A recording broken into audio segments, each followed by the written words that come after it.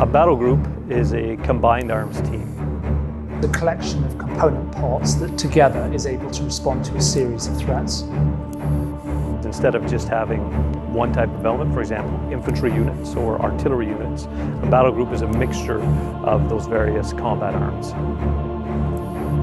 What we provide here is a really potent force that is able to not only deter but then defeat an aggressor.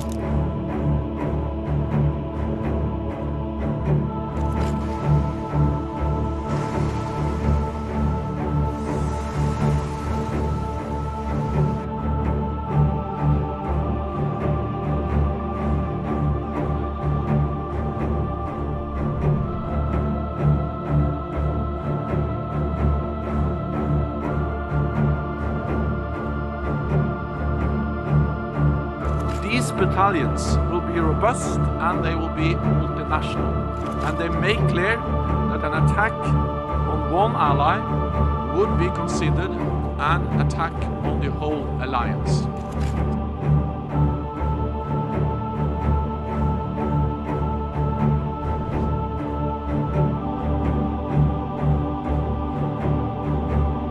Estonia sits as the most northern Baltic country in a very sort of strategic region. And if you look at Tallinn, opposite Helsinki, it's the gateway to the Gulf of Finland and therefore into St. Petersburg. So just where Estonia sits in itself is of importance. And that's why there is that onus on making sure that we've got the right defensive capabilities, not just in Estonia, but within the Baltics.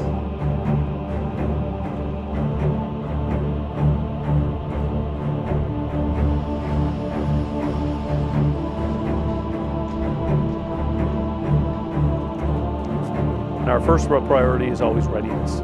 So when we get here, we put the team together and we make sure that all elements of the battle group are ready to go out the door if required. Obviously, our principal mission is deterrence, and we do that by our presence here, consistent training, but we always have to be ready to accomplish that defend part of the mission, which is really our readiness and ability to project our forces as required.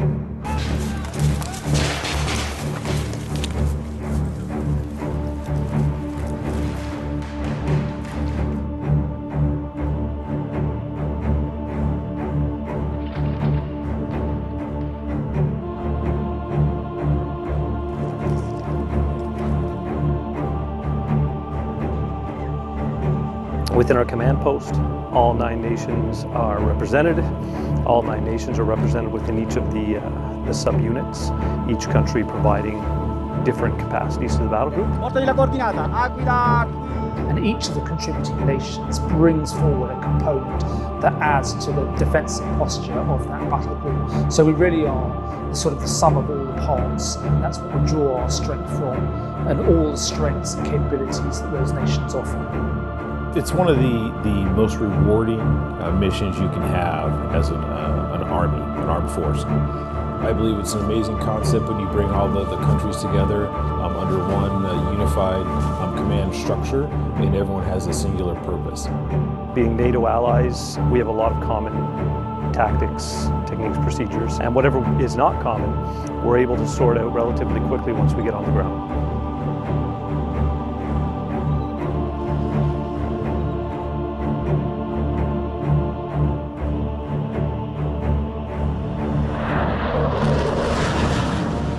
Work very closely with NATO's maritime assets in the Baltic region, and likewise with the air assets that support us here, whether that be through the Baltic Air Police or air capabilities coming in from the broader alliance into the region.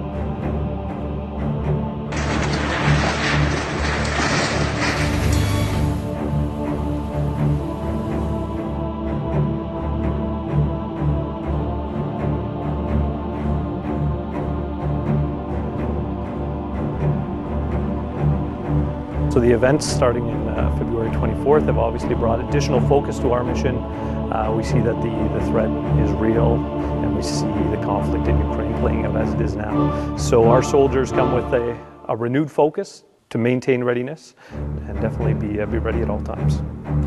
We're constantly varying the geometry of the battle group to make sure that we've got those capabilities that are relevant and current and able to defend not just Estonia but the wider region.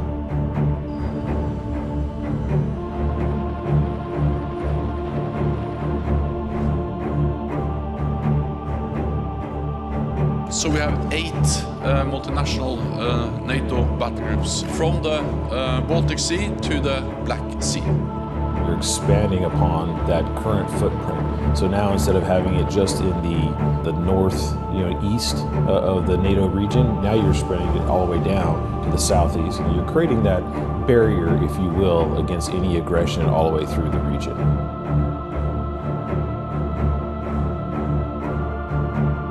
Having these multinational battle groups in place, ready to go right now, sends a message that we're here, we're ready, and that we can respond to any aggression as would happen.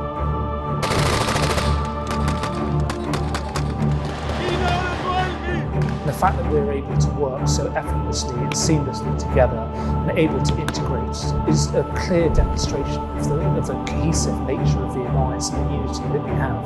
And that underscores our collective defence of us being able to work together. And it underpins Article 5 that we have a unifying collective response to a threat against a single member.